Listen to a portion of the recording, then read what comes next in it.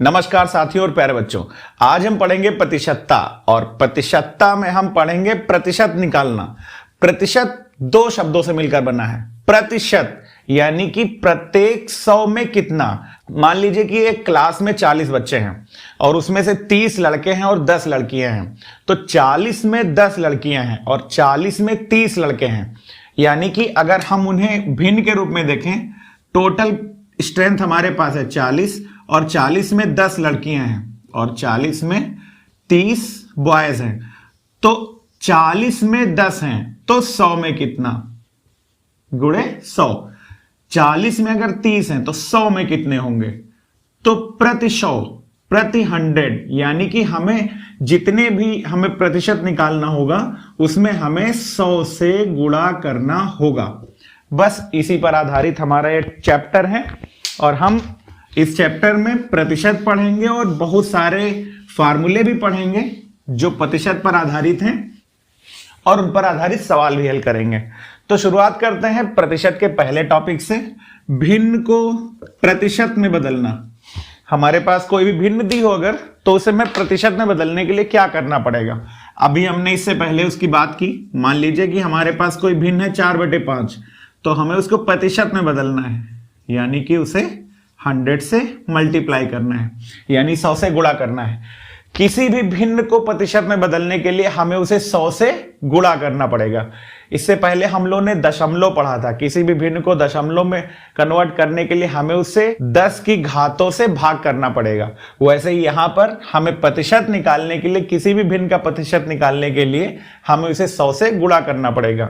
मान लीजिए कि हमारे पास कोई भिन्न है 3/5, तो हमें इसको गुणे 100 कर देना है। देखिए 5 एकम 5, 5 दूना 10, 20 तियां 60। यानी अगर कोई चीज 5 में 3 है तो 100 में कितनी होगी, 60 होगी। इसको हम अपने मन में भी कैलकुलेट कर सकते हैं और किस तरीके से हम अपने मन में कैलकुलेट कर सकते हैं इसके बारे में हम नेक्स्ट वीडियो में बात करेंगे। बहुत सारे उसमें ट्रिक्स हमने बताए हुए हैं। तो हम इसके अगले टॉपिक पे आते हैं। अगला टॉपिक है प्रतिशत को भिन्न में बदलना, यानी कि 100 से भाग करना। किसी भी सवाल में अगर प्रतिशत पहले से दिया हो, मान लीजिए किसी भी संख्या का 5% निकालना है, यानी प्रतिशत का मतलब ही होता है बटे 100। मान लीजिए हमारे पास 20% है, तो 20% का मतलब 20/100। तो इस तरीके से हमने देखा कि हमारे पास कोई भी प्रतिशत है उसे भिन्न में बदलने के लिए हमें उसे बटे 100 कर देना पड़ेगा। मान लीजिए 10% की हम बात कर रहे हैं, तो 10% का मतलब होता है 10/100। मान लीजिए किसी संख्या का 10%, मान लीजिए कि हमारे पास 40 का 10% निकालना है, तो 40 का 10% यानी 40 गुणे 10 और प्रतिशत का मतलब बटे 100। 1 0 1 0 1 0 1 0 4 एकम 4, यानी कि 40 का 10% होगा 4। फिर अब अगले टॉपिक पे चलते हैं।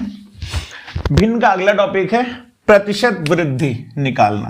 इसके बाद हम जब लाभ हानि पढ़ेंगे तो जो लाभ प्रतिशत का फार्मूला होता है लगभग वैसा ही प्रतिशत वृद्धि का फार्मूला होता है।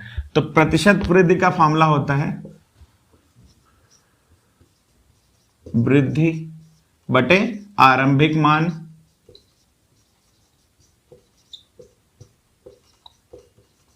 गुणे 100, यानी कि किसी आरंभिक मान पर कितनी वृद्धि होती है गुणे 100। मान लीजिए कि किसी वस्तु का दाम पहले 200 रुपए था और 200 रुपए से बढ़ करके 300 रुपए हो गया, तो बताइए कि कितने प्रतिशत वृद्धि हुई।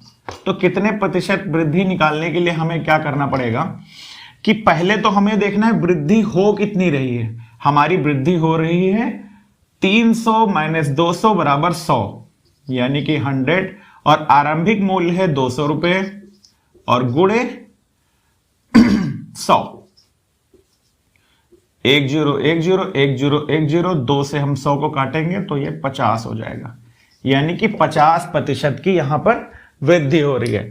तो जब भी हमें वृद्धि प्रतिशत निकालना हो या क्वेश्चन में परसेंट वृद्धि दी हुई हो या प्रतिशत वृद्धि दी गई हो और आरंभिक मान दिया गया हो, हमें वृद्धि निकालना हो, या वृद्धि दी गई हो, प्रतिशत वृद्धि दी गई हो और आरंभिक मान निकालना हो, तो वहां पर हम इस फार्मूले का यूज करेंगे। प्रतिशत वृद्धि बराबर वृद्धि बटे आरंभिक मान। और इसी का जस्ट अपोजिट होता है प्रतिशत कमी निकालना। अब प्रतिशत कमी क्या होता है?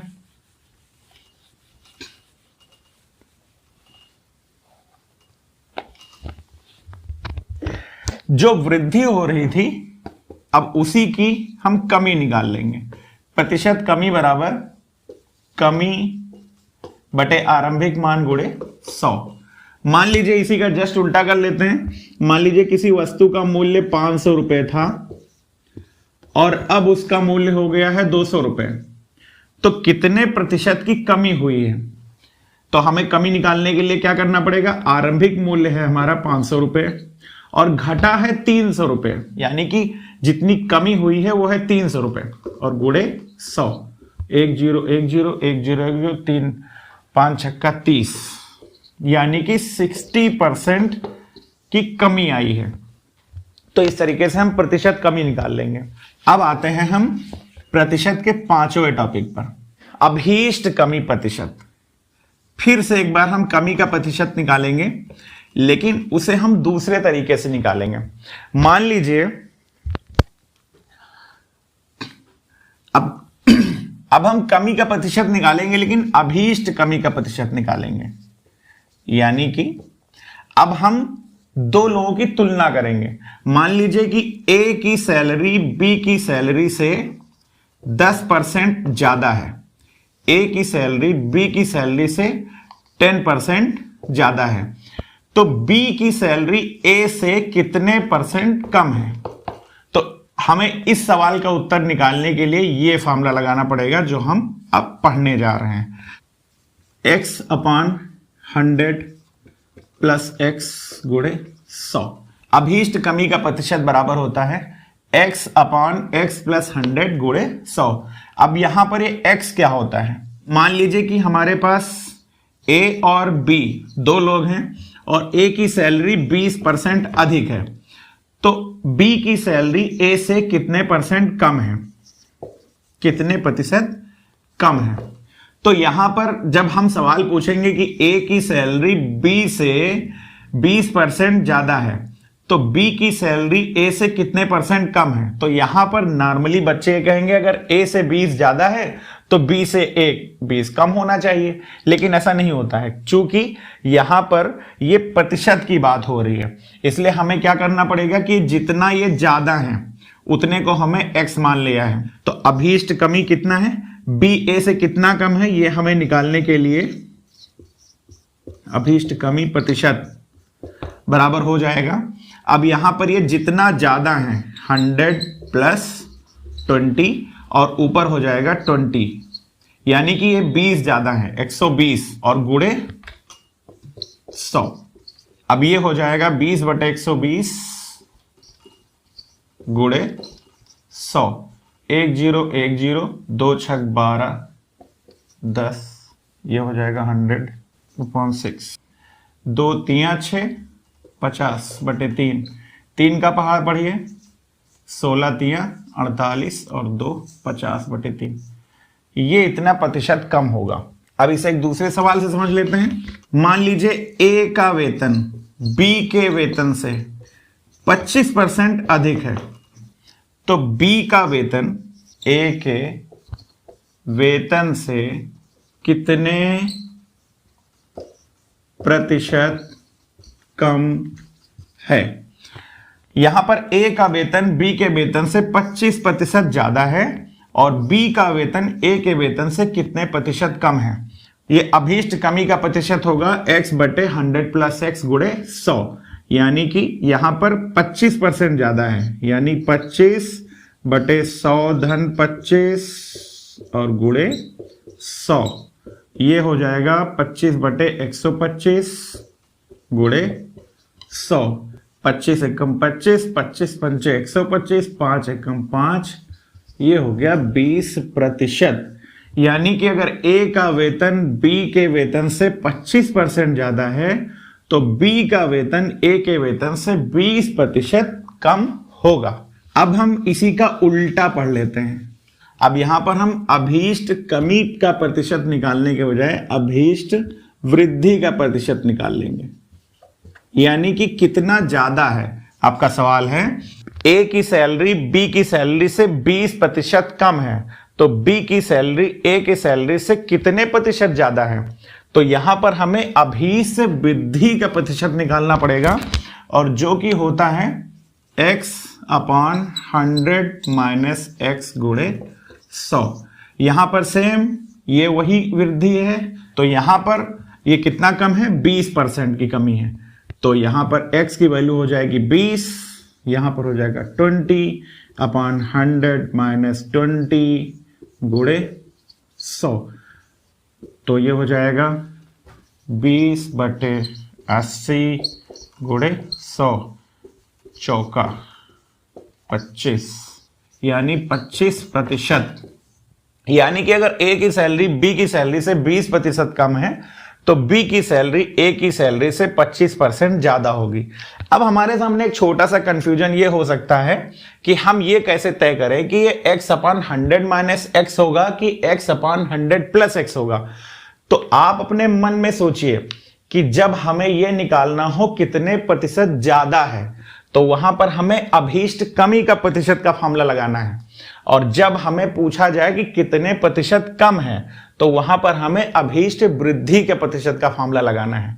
तो इस तरीके से ये दोनों टॉपिक खत्म हो गए, और अब हम आते हैं 7वें टॉपिक पे। और 7वें टॉपिक में हमें बस सवाल में फर्क है लेकिन जवाब में फर्क नहीं है। मान लीजिए किसी वस्तु के मूल्य में 20% की वृद्धि की गई, यहां पर 20% के बजाय हम 25% कर सकते हैं, 10% कर सकते हैं, वट एवर यू वांट, जो भी प्रतिशत होगा। तो ये कितनी भी वृद्धि की जा सकती है। अब यहां पर हमारा क्वेश्चन ये है कि तो हम उस वस्तु को कितना कम इस्तेमाल करें, कितने प्रतिशत की कमी की जाए उसके इस्तेमाल में कि उसके खर्च में परिवर्तन ना हो। तो इसका एक सवाल ले लेते हैं, फिर इसको सॉल्व कर लेते हैं, और उसका फॉर्मूला यही होगा। किसी वस्तु के मूल्य में 50% की वृद्धि की जाती है तो उसके उपयोग में कितने प्रतिशत की कमी की जाए कि खर्च में कोई परिवर्तन ना हो। किसी वस्तु के मूल्य में 50% की वृद्धि की जाती है तो उसके उपयोग में कितने प्रतिशत की कमी की जाए कि खर्च में कोई अंतर ना आए। यानी कि अब हमारे पास अगर वस्तु का मूल्य बढ़ गया है तो हम उसका उपयोग कम कर लेते हैं। तो कितना कम कर लेते हैं उसका फॉर्मूला यही है, x/100 प्लस x गुणे 100। यानी कि कितने प्रतिशत की वृद्धि हुई है यहां पर, 50% की। तो ये इसका अगर हम x की जगह 50 लिख देते हैं तो ये हो जाएगा 50/100 प्लस 50 गुणे 100। अब ये क्या हो जाएगा, 50 बटे ये हो जाएगा 150 और गुणे 100, 1 0 1 0, 5 एकम 5 और 5 3 15, ये हो जाएगा 10/3, 100/3 यानी 33.3%। अब इसी का जस्ट उल्टा आ जाए, किसी वस्तु के मूल्य में 25% की कमी की जाती है तो उसके उपयोग में कितनी वृद्धि की जाए, कितने प्रतिशत की वृद्धि की जाए कि खर्च में कोई परिवर्तन ना हो।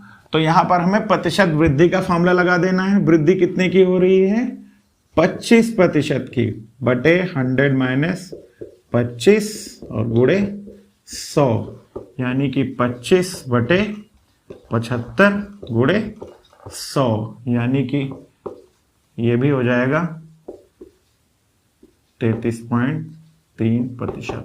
तो इस तरीके से हमने प्रतिशत कमी और प्रतिशत वृद्धि पर आधारित फार्मूले देखे, उन पर आधारित सवाल देखे। सवाल है 0.075 को प्रतिशत में लिखिए। तो प्रतिशत में लिखना है, यानी कि पहले तो हमें इसे भिन्न में बदलना होगा। इसको भिन्न में बदलेंगे तो दशमलव हटेगा, दशमलव के नीचे 1 आ जाएगा और यहां पर 3 0 आ जाएंगे। हमारे पास संख्या हो जाएगी 75/1000 और अब हम प्रतिशत में बदलेंगे तो गुणे 100 कर देंगे, 2020। अब ये 75/10 है यानी कि वापस से 7.5 हो जाएगा प्रतिशत आंसर। 10 मीटर 10 किलोमीटर का कितना प्रतिशत है? तो हमारे पास कुल राशि है 10 किमी, अभीष्ट राशि है 10 मीटर। अब इसका प्रतिशत निकालना है गुणे 100। अब यहां पर हमें देखना है कि ये 10 मीटर है और 10 किलोमीटर है, तो पहले या तो हम मीटर को किलोमीटर में बदल लें या फिर किलोमीटर को मीटर में बदल लें। अब चूंकि हमें 100 से गुणा करना है इसलिए किलोमीटर को मीटर में बदलना ज्यादा हमारे लिए उचित रहेगा, कैलकुलेशन आसान होने के लिए। तो ये किलोमीटर बदलना है तो 10 किलोमीटर बराबर इसमें हम 3 जीरो और लगा देंगे यानी 1000 से गुणा कर देंगे तो ये अब मीटर हो गया। अब यहां पर 1 zero 1 zero 1 zero 1 zero 1 zero 1 zero यानी कि 1/10 प्रतिशत यानी कि 0.1% आंसर। ये पहला सवाल हो गया। दूसरा सवाल हो गया 400 का 2%। 400 गुणे 2/100, 2020, 4 दूनी 8 आंसर। जब हमें प्रतिशत में राशि दी गई हो तो हम उसे बटे 100 कर देंगे, प्रतिशत निकालना हो तो गुणे 100 कर देंगे। 50% को भिन्न के रूप में लिखिए तो बटे 100 हो जाएगा। 50% बराबर 1 जीरो 1 जीरो 5 दूनी 10 यानी 1/2 यानी 0.5। एक स्कूल की परीक्षा में 35% छात्र फेल हुए। अगर 260 छात्रों ने कुल परीक्षा दी यानी कि कुल 260 छात्रों ने परीक्षा दी तो कितने पास हुए? तो यहां पर सबसे पहले हमें क्या करना पड़ेगा, 260 का हम चाहें तो 35% निकाल लें और फिर उसके बाद 260 में से घटा दें तो हमें आंसर आ जाएगा कि कितने छात्र पास हुए। और दूसरा तरीका यह है कि अगर 35% फेल हुए हैं तो पास कितने हुए हैं बताइए। अगर 35% फेल हुए हैं तो पास कितने हुए हैं 65%। अगर 20% पास हुए हैं तो फेल कितने हुए हैं 80%। अगर 40% फेल हुए हैं तो पास कितने हुए 60%। हमेशा उसे हम 100 में से घटा देते हैं। तो यहां पर देखिए 35% छात्र फेल हुए हैं तो कितने छात्र पास हुए हैं ये हमें निकालने के लिए चाहे तो अपने मन में ये जान लें कि अगर 35% छात्र फेल हुए हैं तो 65% पास हुए हैं। तो 65% अगर पास हुए हैं तो 65/100, 1 जीरो 1 जीरो, 13 दूना 26 और ये हो जाएगा 2 पंचे 10 और ये 5 से कटेगा, 5 एकम 5, 5 तिया 15, ये हो जाएगा 13 तिया 39, 13 एकम 13, 13 3 16, 169 यानी कि 169 बच्चे पास हुए। एक व्यक्ति अपनी आय का 25% बचाता है। अगर वो प्रति माह 3000 की बचत करता है तो उसकी आय कितनी है? एक व्यक्ति अपनी आय का 25% बचाता है। मान लीजिए कोई व्यक्ति एक महीने में अपना 25% बचा लेता है और अगर वो हर महीने 3000 रुपये बचाता है तो उसकी मासिक आय कितनी है? तो एक तो तरीका है कि 25% को हम समझ लें कि ये होता है 1/4 यानी कि वो 1/4 बचा लेता है यानी कि 3000 बचाता है तो इसका 4 गुना वो उसका कुल कमाता होगा यानी वो 12000 रुपये होगा आंसर। ये तो अपने मन में निकाल लेंगे, लेकिन हम इसे लगाएंगे कैसे? अब यहां पर हम मान लेंगे उसकी मासिक आय ही नहीं दी है, हम इसी को मान लेते हैं। माना उसकी मासिक आय है x, तो x का 25% ही तो 3000 है। अब इसे हल कर लीजिए, x गुणे ये 25 हो जाएगा 25/100 और बराबर 3000। अब ये अगर 25/100 उधर जाएगा तो ये कहां जाएगा, ये 100 ऊपर चला जाएगा और 25 नीचे चला आएगा। तो x बराबर हो जाएगा ये 3000 गुणे ये 100 ऊपर चला जाएगा क्योंकि भाग में है तो गुणा हो जाएगा और जो गुणे में है वो भाग में हो जाएगा। 25 गुणे में है तो 25 भाग में हो जाएगा। 25 से कम 25, 25 चौका 100, यानी कि 3 चौको 12,000 रुपए। अब ये क्वेश्चन है, मोहन की मासिक आय 1500 रुपए है, वो किराए पर 200 रुपए खर्च करता है, खाने पर 500 रुपए खर्च करता है और अन्य चीजों पर 350 रुपए खर्च करता है, तो कितना बचाता है? तो पहले तो हम ये उसके खर्चे जोड़ लेते हैं कि उतना खर्च करता है। 5 3 8 2 10, यानी 1050 वो खर्चा कर देता है। उसकी प्रारंभिक है 1500 रुपए। 1500 रुपए में अगर खर्च करता है 1050 तो बचाता है 450, तो 450 हो जाएगा। और कितना प्रतिशत बचाता है, इसके लिए हमें 100 से गुणा करना पड़ेगा। 100 15 कम 15, 15 तिया 45, यानी 30% वो मोहन हर महीने अपने सैलरी से बचा लेता है। 250 अंकों की एक परीक्षा में किसी छात्र ने 30% अंक प्राप्त किए और फिर भी वो 25 नंबर से फेल हो गया। 25 नंबर से फेल हो गया, तो पास होने के लिए कितने नंबर चाहिए थे? तो पहले तो हम ये निकाल लेते हैं कि उसने पाए कितने, यानी कि 250 में से अगर 30% हो पाता है तो पाया कितना है? 1 0 1 0 1 0 1 0, यानी कि 25 या 75, यानी कि 75 वो पाया है, फिर भी 25 अंकों से फेल हो गया, यानी 25 अगर इसमें जोड़ दें तो हमें उसका पासिंग मार्क्स आ जाएगा। यानी 75 में अगर हम 25 जोड़ेंगे तो 100 मार्क्स, यानी कि 100 नंबर उत्तीर्ण होने के लिए चाहिए थे कम से कम।